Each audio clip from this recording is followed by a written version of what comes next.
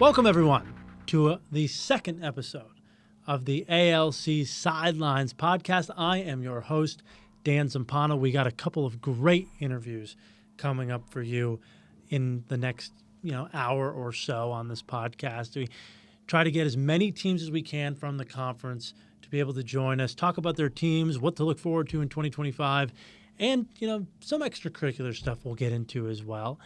Today we have Coach Liam O'Halloran from Charlotte is going to join us, the new head coach for the 49ers, the three-time defending ALC Division II champions.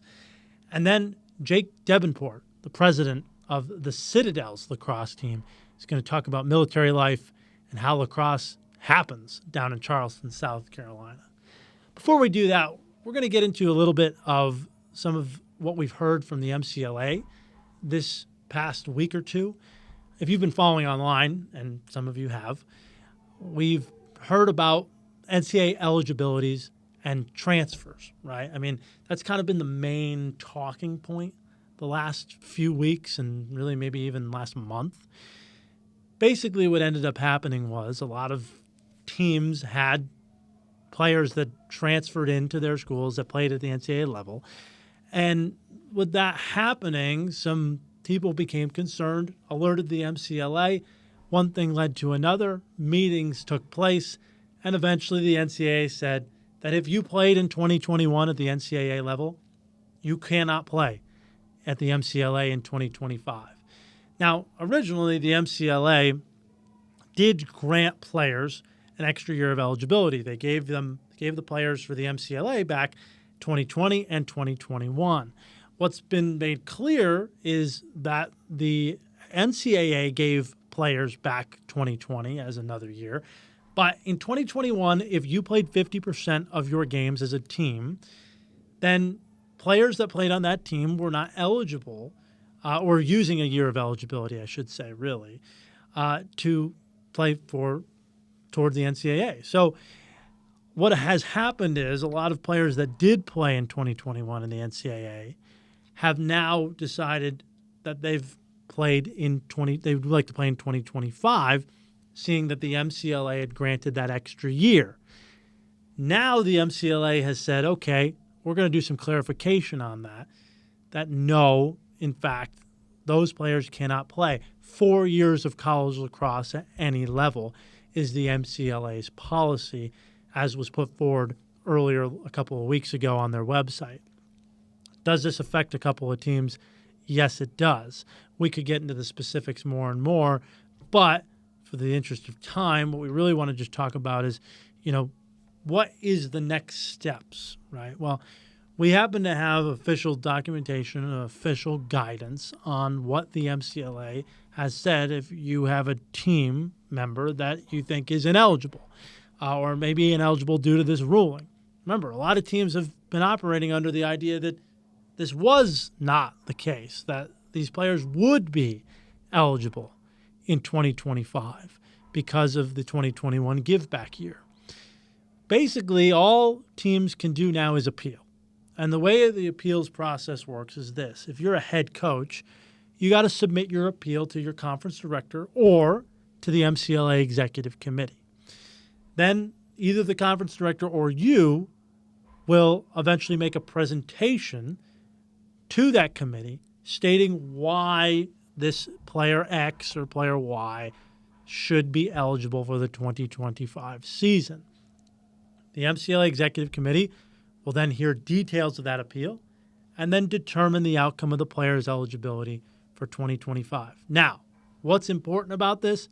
There is a cutoff date for this appeal. It is November 1st of 2024. No appeals will be reviewed beyond this date.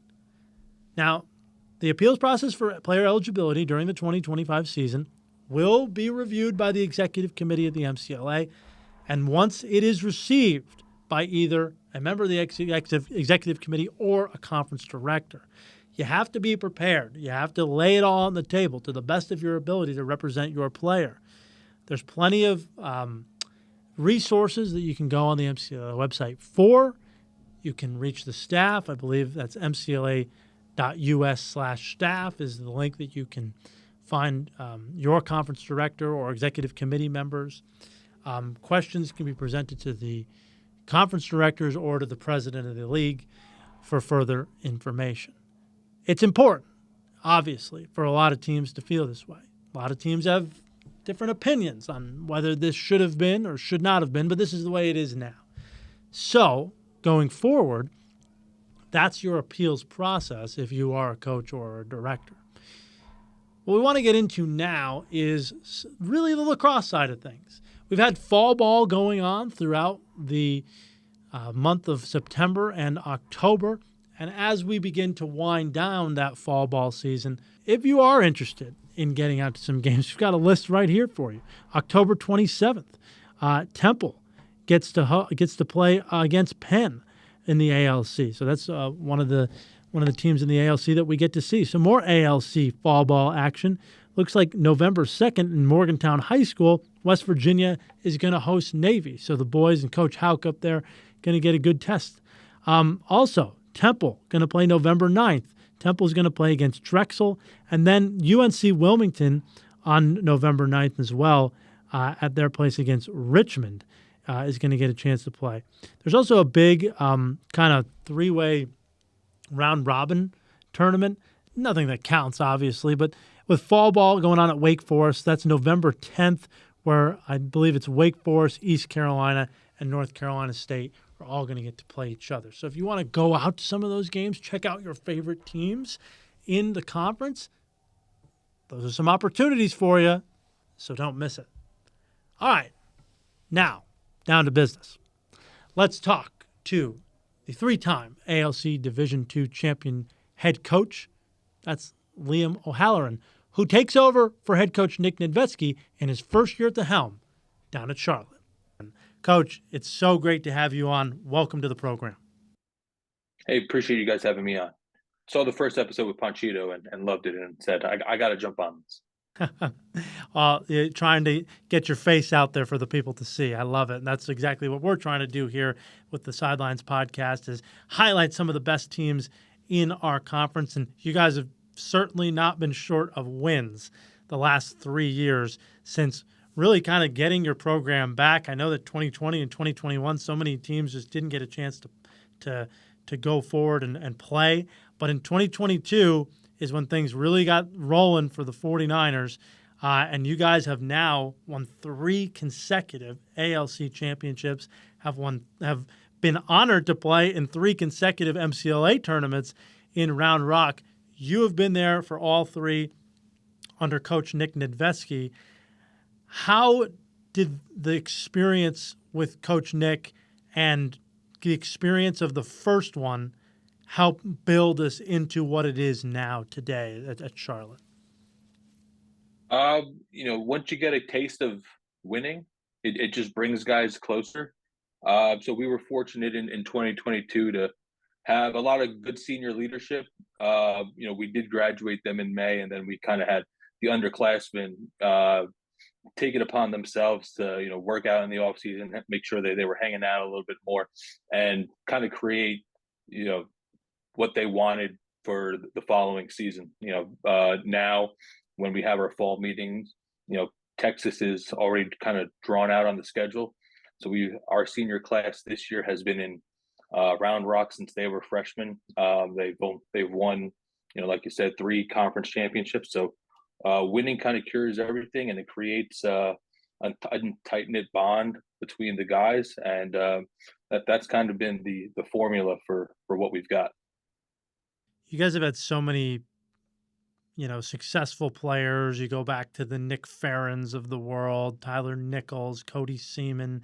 I mean, you guys have had so many players that I think a lot of people have been surprised that Charlotte has kind of been a little bit of a destination for some transfer players and for just some big-time players at the Division II level. How have you guys been able to foster a program that's been able to bring in so many talented players? Just we understand what the players are looking for, right? So many of our guys are former NCAA guys, and as a former NCAA guy myself, I kind of know what they've gone through, and we like to take what the good things about the NCAA and what they do there and implement that into our program, but also provide kind of a leash, if you will, for guys to go out and explore other stuff. So a lot of our guys are involved in other activities outside of lacrosse, Greek life being a big one. We've got guys who were in the business club, rocket club, race car club. So guys get to do a little bit of everything while they're on campus, and then having the D1 football program on Saturdays where everyone can kind of get together and go hang out and do that in the fall is a nice way for our guys to bond. We do a light fall ball for guys to participate in, and then kind of once January 15th hits, right, the coaches flip the switch. We ask everyone to kind of buy in a little bit more and say, hey, we need you guys from January to May, right? Every weekend we're going to have a game. We need your A game. We need you at practice, right? And you kind of filter some guys out pretty quickly when they realize the level of commitment that's required to do that.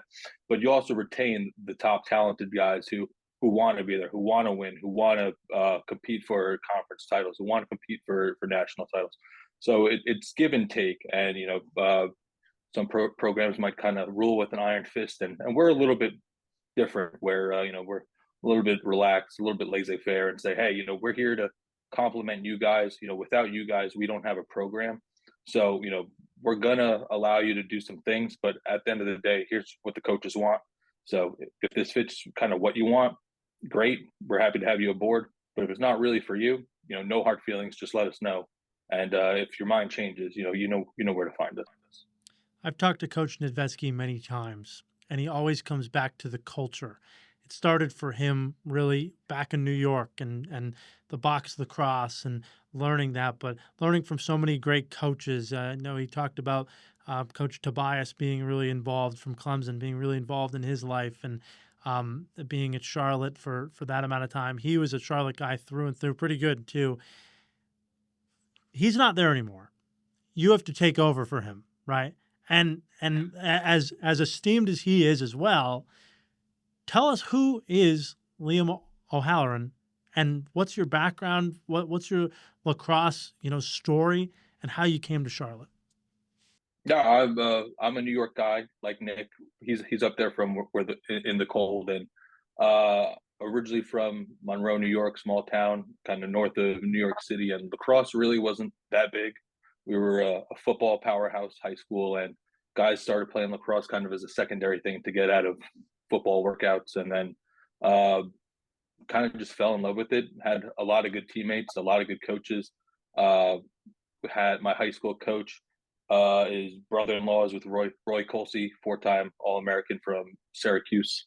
And we kind of cherry-picked some of the stuff that Colsey was doing when he was coaching. I think he was at Ridgefield High School in Connecticut, and a lot of that was just over our head. And looking back on it now, I didn't realize how much knowledge we had kind of coming from that family into our program, and going back to the well a little bit, picking the brains of some of those guys about what we were running and what we were doing. And that's kind of where I fell in love kind of with the coaching side of it. And then did a short stint at Oswego State playing club ball there. I had every intention of playing D3 while I was up there, and then just kind of didn't line up with what I was doing with my schedule. So played a year and a half of NCLL ball while I was up there. Ended up transferring out of there and played NCAA Division II at Dominican College in Rockland County in New York. Had 2 great coaches while I was there. They ruled with an iron fist, and it was their way or the highway. So some days that was good, some days it was bad. But learned a lot from Lou Janovi, who was my defensive coordinator, head coach at Somers High School for 15, 20 years. Coach Jojo Marasco, who went on to wear number 22 at Syracuse. So been around some high level coaches, some high level players kind of at all my stops, and moved to Charlotte for banking kind of in 2017 to get out of New York in the cold. And within 2 weeks found a pickup league. Within 3 months met Nick, and then started hanging out, played a couple fall tournaments, old man pickup league and summer tournaments with him. And then he took the HC job and was like, I just need a guy to run the defense, man. Like, I just need another body. And I was like, dude, that sounds perfect. I was coaching a youth program at the time, and helped get it off the ground. And the parents were becoming a little bit more naggy because their kid wasn't playing or something like that. And I just wanted to get back to coaching and then not have to deal with some of that. And just fell in love with what Nick was doing. His style of coaching was very, very complimentary to mine. He worked one side of the field, I worked the other. We hardly clashed on what we were doing. We'd share ideas. He's a great motivator. And I felt that I could help complement what he was doing there. And, we put it together for 3 years and truly, truly, truly love that guy to death. He's still involved kind of behind the scenes in our program, pulling some strings, doing some paperwork, but he's watching very, very closely. Eye in the sky, I'm sure. Eye in the sky, exactly. I love it. So with that being said, as you go forward, what are the things you want to take away from Coach Nick and how he was able to, foster this big program and turn it into what it's been? And what are the things that you want to do individually? You're your own person. How do you want to coach the team your way? The family mentality that he's had since the start of this is huge. We're not going to deviate away from that, right? At the end of the day, if you put on our colors, we're going to go to battle against whoever's opposite of us, and we're going to do it together, right? We may fight, we may bicker, things may not go our way, but at the end of the day, we all have the common goal that we need to execute, put the ball in the back of the net, and that's how you win games. As for my own touch, the individual player development is kind of where I think that I bring a little bit of value, especially in the defensive side of the ball.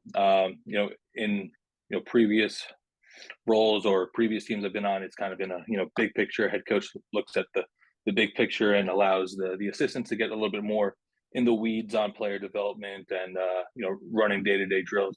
That's not really how I am. I like being very, very hands-on, whether it's drills, sixes, full field scrimmages, just chatting with guys on the sidelines to kind of see where their head's at. I think that in itself, kind of builds the buy-in, right? You have a head coach who's involved kind of in every facet of what we're doing on the field, and then all the stuff the MCLA coaches do kind of behind the scenes with paperwork and emails and all the other stuff that goes into to kind of build a program to get it to this level. I try to take some of that away from our guys so they don't need to do all that. But the player development and allowing guys to feel like we're more so peers than boss subordinate, however you want to look at it, is kind of the coaching philosophy I have and how I like to treat our guys. Coach, over the years, we've talked about some of the transfers that you've been able to get. I know you got from some pretty big time schools. I mean, some big division schools. I know a couple from Lenore Ryan came in over the past couple of years. You have a pretty big transfer that we've heard about come in, a defenseman. Talk about that and talk about if that's still, something that you're going to be putting forward as, one of the big ticket items on the transfer portal this year. Yeah, so Seth actually reached out to us over the summer, said he was coming to Charlotte for grad school. Said he was doing the engineering program, and he wanted to be in the Charlotte area post grad to potentially get a job with NASCAR. And I said, hey man, we'd love to have you, in whatever level that you feel like you'd be able to commit to us. And obviously, every kid wants to play, right? So we reached out and see if we could get him eligible, and we can dive into this a little bit later. But there's some eligibility stuff going on right now. So for right now, Seth's playing with us in the fall. We'll see how what happens going forward in the spring. But he's been a tremendous asset since he's got on campus. He reached out in July and said, hey, I'm looking for a place to live. If there's any guys on the team that are looking for a roommate, if you wouldn't mind hooking me up with them, that'd be great. So he's in the lacrosse house right now with 2 or 3 other guys. Participates in all the stuff that a college kid would want to participate in. I think he's in a flag football league with them, and comes to practice. Uh, you know, when required. I think he's got classes on Tuesdays and Thursdays, so comes a little bit late, but picks up short sticks, cleans up the balls, right? Fills water bottles. The guy is a pro. He does anything and everything that you'd ask a leader to do, and he's been a tremendous asset to the program in such a short amount of time. That's Seth Hogue, a defenseman from Jacksonville, going to be transferring over to Charlotte, at least for the time being. Coach, we did get into it in the beginning, and we talked about some of the MCLA eligibility issues going on throughout the league. And we got into some of the guidance about it and things like that. What's your viewpoint on this eligibility situation going forward? I know it's been a touchy subject from different points of the league and then from a lot of coaches. Where do you see this and how it affects not only your team, but the league in general? After reading the eligibility policy, and that's kind of where the ruling stemmed from, I understand that it's 4 years of college lacrosse, kind of at whatever level. Originally, I think I was shooting a little bit from the hip, saying, just let the boys play. Part of me still has that mindset, but I understand that there is, policy in place. But with policy in place, there's always room for exceptions. I think that if a player, I think each individual case should be player by player. I don't think there should be a kind of a blanket statement kind of cast across everyone. I think if a kid's got a good appeal, it should be heard, and the league. I think the league will have a good amount of appeals, kind of coming down the pipe here shortly to kind of review, and it'll be interesting to see what happens come springtime. No question about it. Let's flash forward to springtime. Let's talk about this roster here. Who you have returning, who you're excited about, and how does Charlotte, who has gone really from not a really kind of unknown team to really good, how do you get from really good to really great this year? Yeah, some names and faces that are returning. Kind of hit on Tyler Nichols already. Came over from Catawba a couple of years ago. Been a 2-time All-American for us. Great kid, funny kid. Love seeing him every day at practice. Colson Huff, awesome individual. Just very, very well-spoken young man. Awesome lacrosse player. Great leader. Guys really, really respect him. Doesn't say a lot on the field, during the game, and just flat out plays. And sometimes guys on the team are a little intimidated by that, but at the same time, it's a great asset to have someone that can kind of be your go-to guy on offense if you need a quick goal, or if he's getting doubled, someone's going to be open, and he just has the IQ to kind of work a defense left and right. Brought in Josh and Matt Sweetenberg. Josh played at Lenore Ryan last season. Awesome high school player. I think it was a 100-point guy his senior year out in Asheville, and his brother was running track at Queens a couple of years ago, so hadn't picked up a lacrosse stick in a while. But two fun guys to kind of hang out with at practice. Defensively, he returned Owen Schaefer, 3-time captain for us. I think he got snubbed on an All-American vote last year, but one of the best LSMs in our conference. I think was a first-team guy, but probably in the country. Cole Cummings was a second-team All-American defenseman for us. Kind of under the radar, but does everything well for us. Shuts down top attackman, picks up the ball, pushes transition, can score. Two great individuals, and the biggest question mark for us right now is the goalie. Since we graduated, Cody, who was a starter for us the last 2 seasons, but we have Isaac Montague, been on the team since his freshman year. He's in his junior year now. Has sat behind Cody. Is doing really, really well in the fall. And we have Chris Dunn. He played 4 years of college hockey, and I believe is doing one more lap for a grad degree, and wanted to get back involved with lacrosse. But he was a All American out of Florida when his junior year in high school. So two very very talented guys. Um, at goalkeeper, Cody is actually back on the staff with us this year, so he's kind of helping tweak the goalies a little bit. So it's always nice when you get the alumni to come back and do some of the dirty work for you. Sounds like it's an exciting team with large roster. I know you guys had a lot of injuries last year heading into the tournament. You guys made the MCLA tournament, like you said, 15 seed in 2022, knocked off the first 15 seed ever to win in the tournament there. Got another win in 2023, and then last year made it there. Like you said, I think we talked about a lot of injuries going into that tournament, and you had an early exit. What does a successful season in the first year of your campaign look like in 2025?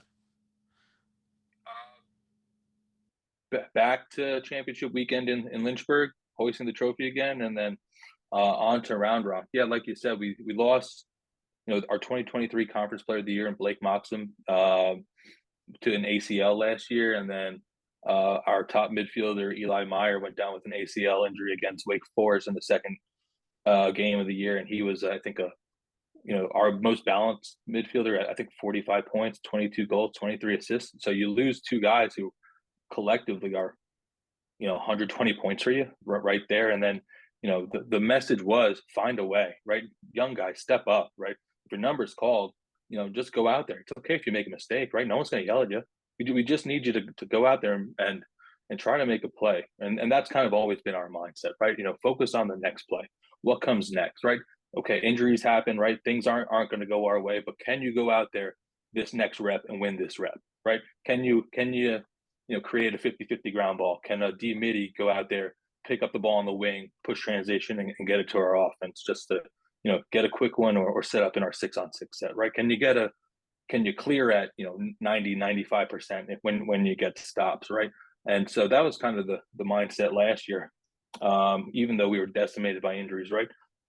Find guys who want to play, find guys who can get on the field. I think we had a defensive midfielder, Joe McShay, just taking second line midfield reps just to have someone out there. And I think he ended up scoring a couple goals in Lynchburg. I think had one or two against Wake Forest, and then put one in the back of the net late against Northwest Nazarene in Texas, right? So those are the kind of the guys that we have, guys who are willing to play for the guy next to them, willing to step up when the team needs them most.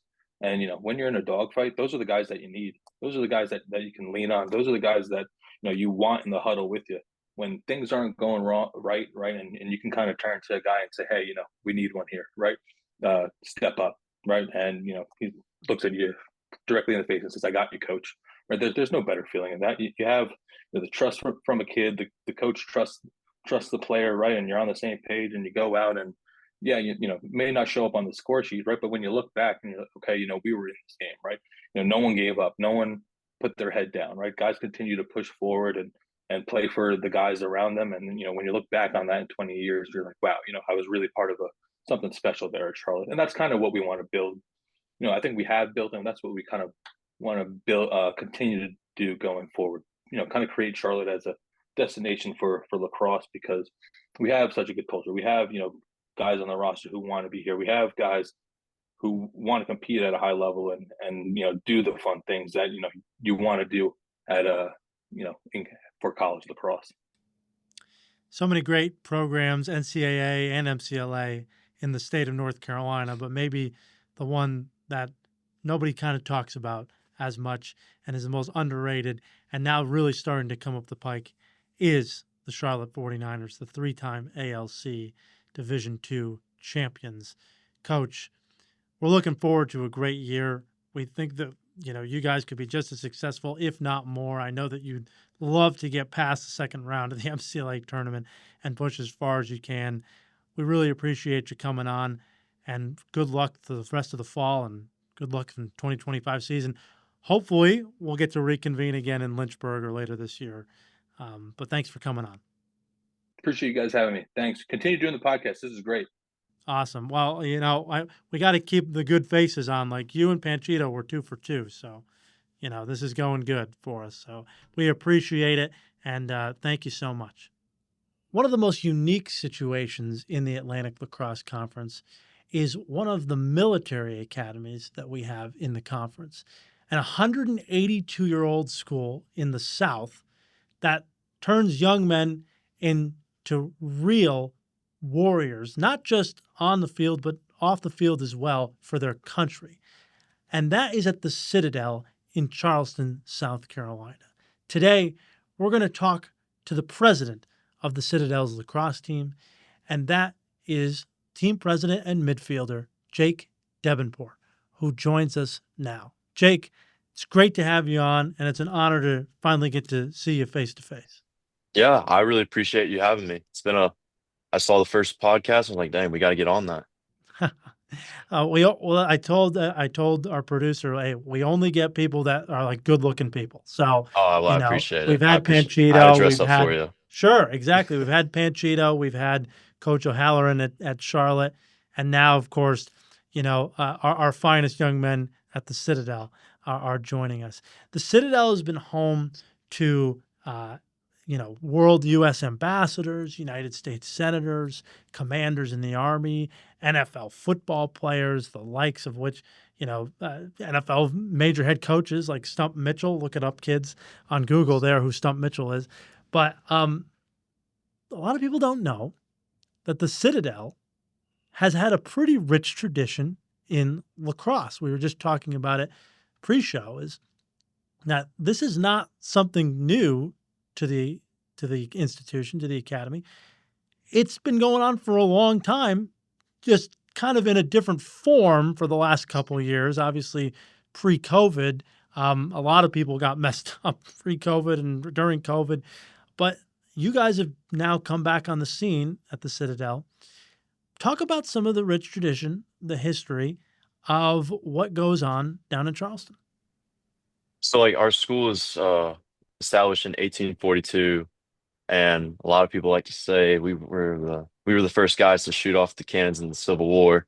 Started that. So I don't know. I think our biggest tradition is like we build leaders here, even on the field. We've had our team since 1960s, around then, and then was a part of the SCLC for a long time, and then COVID hit.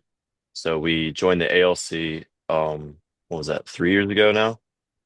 So, and we've been slowly growing ever since.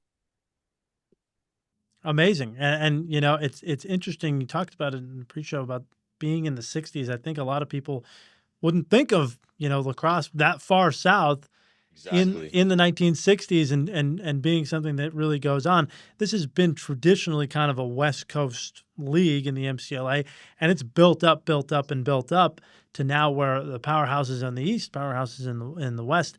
But at the Citadel, it's kind of an interesting thing. I mean, there's the Air Force Academy out west that has lacrosse at it, and they do pretty good at the Division II level.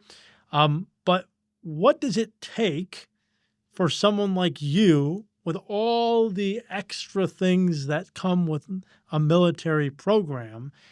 What does it take for you guys to be able to have lacrosse on campus and thrive as a student with such a rigorous schedule? So, biggest thing we preach to our guys is communication and time management.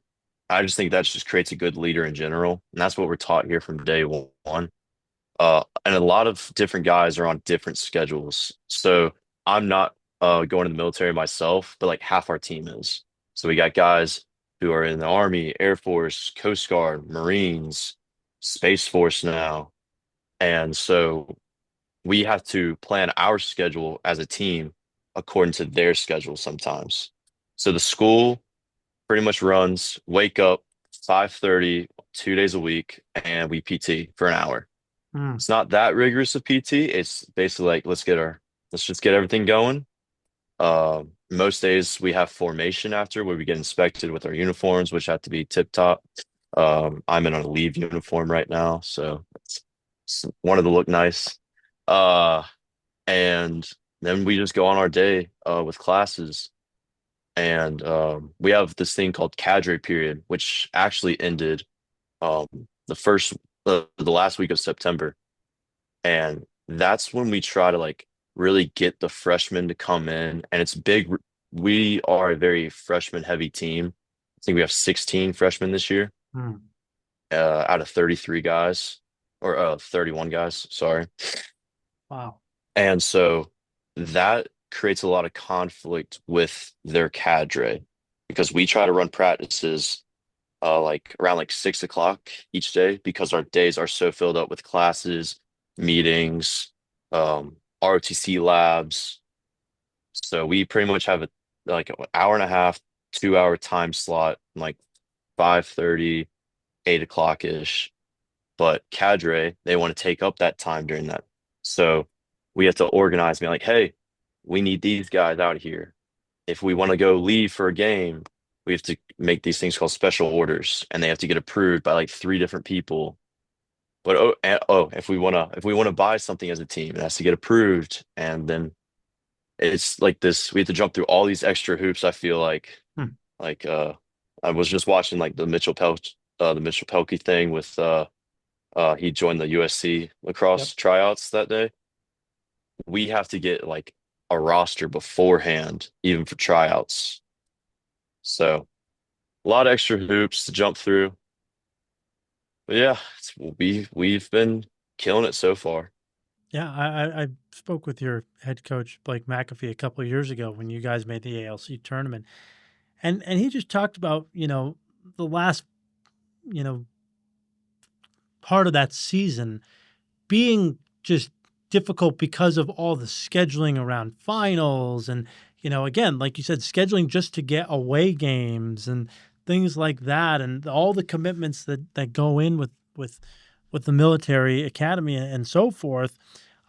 It just seems rigorous. Does that, when you guys get to the game, the real game, and actually get to go play lacrosse and do some of that recreation, I mean, does that have an effect on, I mean, you would think you guys would be super conditioned, but there's a thing called over conditioning, right? I mean, does that have an effect on you guys in a way, or do you guys feel like, it's part of, in some ways, your military training?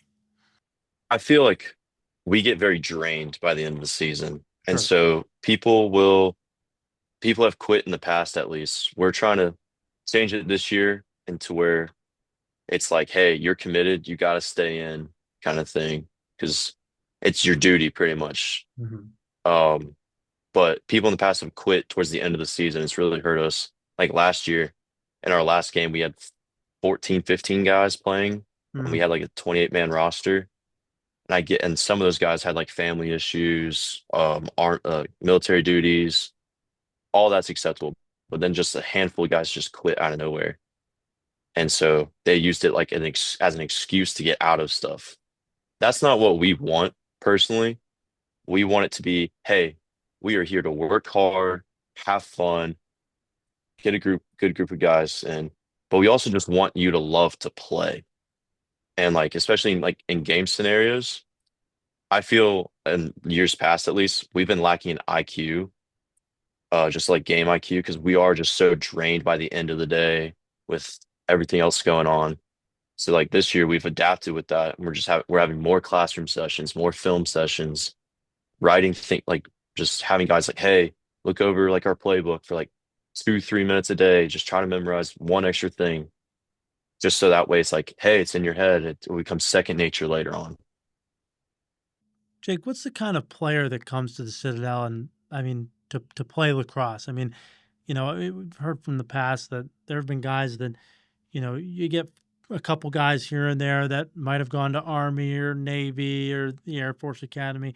They come to the Citadel, and it's kind of maybe their second, third school, but then they get into lacrosse and, they love it. And one of the questions I guess I had for you was this, is that what kind of player is there? A lot of guys that are trying to play for the first time, or do most of the players have, some experience with the game? Every single player on our team this year has experience playing. That's something we really wanted, more than anything. We had a couple guys try out who um haven't played ever before, but ultimately they were like, hey, we can't keep up with the speed right now, so they're not playing anymore. And what's your lacrosse background? I mean, what drew you to take on the role of president at a military academy with all the extra things that you have to do? Yeah. Fun story, I think. So I grew up in Columbia, South Carolina. Lived in Irmo area. Very like lacrosse is non-existent in the Midlands pretty much. There's Mhm. a few teams, like Chapin, Dutch Fork, Lexington, um, which we would always play them. My team was not that good. It was 17 guys most of the time, and we probably had like 4 or 5 good players. I think only one of us ever has come out of Irmo and played D2, and he played at Mars Hill for a little bit. Um, and but I played baseball growing up, and I was like, dang, this is high school. We were going into middle school, and I didn't play travel ball growing up. It was just way too expensive for my family, and it was just a lot of time too. Like I'd miss church, and my family was like, nope, we're not doing that. So, uh, but the best thing could have happened to me is that I was getting picked on constantly while on the like trying out for the baseball team. And I was like, I've had enough. I'm not doing that. I had a buddy who played, and he invited me out, and immediately it was like a family. Just like this, like one of the seniors came up to me and was like, "Hey man, you know what you're doing?" And I was like, "No, not really." He's like, "Okay, like step off. Come talk to you." And of course, like again, small team, but it felt like a really big family at the same time. So we just continued that on. My freshman, that was my 7th grade year. 8th grade, well, 7th grade, I was probably the worst player out there. Hmm. And so I was slow. I was not it for contact. I was super skinny. And 8th grade rolls around. I'm like, okay, I'm gonna start running, join the cross country team, get really fast. So I did that 8th grade year, goes really well. And so freshman year, I get moved up to varsity because again, very small team. Uh, I don't know, I'm just rambling on, but I just felt like there was always just a need for something else. So we didn't have any left-handed guys. I learned how to play left-handed Hmm. and then just kind of flourished after that and just continued on loving the game. I never wanted to quit one time, unlike baseball. So Sounds like a real see a need, fill a need kind of guy. There's like, there you go. And so it seems like you guys have had a need at president, and you filled in that role now. And now being a senior for the team, in 2023, had a honorable mention all conference selection, which is obviously something to be proud of.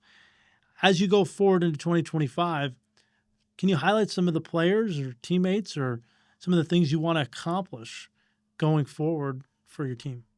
yeah, I think one of our attackmen, Ryan Craig, he's dangerous. He's so shifty. Hmm. He man, he's so good. I don't know why he's playing with us. He should be playing somewhere else, I think. Real team guy. We have a grad student playing for his last season, Nate King, dominant midfielder. I think one of the fastest guys I've seen. Uh, and then we have another midfielder named Duncan McFadden. He's like, if you saw him varsity club lacrosse, he's had a couple highlights on there, just like Nice. pushing people over on rides and stuff. Like he's gritty. Couple freshmen coming in out like whoa, like didn't expect that coming in. Um, and we're just looking to look like we're looking to be dangerous this year. Mm. No one's really expecting us. We don't have any NCAA transfers like Charlotte or UNC Wilmington or App State, but like we're looking to get back to the tournament. So It sounds like it's going to be super exciting for this year, and you have positive outlook. As far as a success this year, what does success look like as a program once you leave? well, if you look at our past, we haven't had winning seasons, and it's that this year's got to change. That'd be success. Mm. And I feel like if we get a winning season, if we beat the right teams, we're back in the ALC tournament. but also I feel like success is a very not, well, it's a very futuristic thing too. So like this year we added on 2 new coaches, which is the first time we've had multiple coaches that show up to practices all the time. And I feel like that's very successful and sustainable. So it sounds like right now the seeds that could later lead to success for the Citadel coming up in 2025 and beyond. Acting a little more professionalism, it's what it sounds like a lot from you as well, but also want to be dangerous this year. That's a heck of a word for the Citadel, and we would love to see. Everybody roots for the underdog, so we would love to see it if it does come to fruition. Jake, I know that one of the things you guys struggle with is funding. I know that you guys are kind of on your own with that. How can anybody listening right now help out and grow the game of lacrosse at a place that has such a rich history? So there's 2 ways. Both are gonna be linked down below. There's a link straight to our Citadel Foundation, and all you have to do is just fill it out, easy enough, and I believe it's tax deductible. And then we also have our merch link down below, and if you buy any of our merch, we get a profit back. So Might have to get some of that sky blue in my wardrobe. yeah, you might need to. Might need to. Yeah, no doubt about it. Well, Jake, we really appreciate you coming on. Incredible young man, and we really look forward to not just what you guys do on the lacrosse field this year, but you never know who comes out of this academy and changes the world. Really do. And we really appreciate you guys the sacrifice that any of the guys that are going into the military, and really you guys having the opportunity to grow yourselves. We really appreciate that as just citizens of this great country. So we appreciate it. Well, I appreciate you and your time. All right. Jake Debenport on the ALC Sidelines podcast. A big thanks to head coach Liam O'Halloran at Charlotte, and of course the president of the Citadel's lacrosse team, Jake Debenport, for coming on the program today. We hope that you have a great rest of your fall season. We'll be back later on with some more hard-hitting podcast interviews and analysis going on at the Atlantic Lacrosse Conference. Be sure to check out the link in the bio so that you can donate if you'd like to the Citadel and help them out with growing the game of lacrosse down in Charleston. And then if you like this podcast, which I assume most of you do if you've made it this far, you can always like and subscribe at the YouTube channel, the ALC Sports Network. If you would like to follow us, see everything that's going on at the ALC, please do so if you want to keep tabs. Also on Instagram, you can follow the conference at Atlantic Lacrosse Conference, and on X at Atlantic LC for more fun content that we have going on with our new media space here at the ALC Conference. Thank you so much for listening on this episode of the ALC Sidelines podcast. I'm Dan Zumpano. See you next time.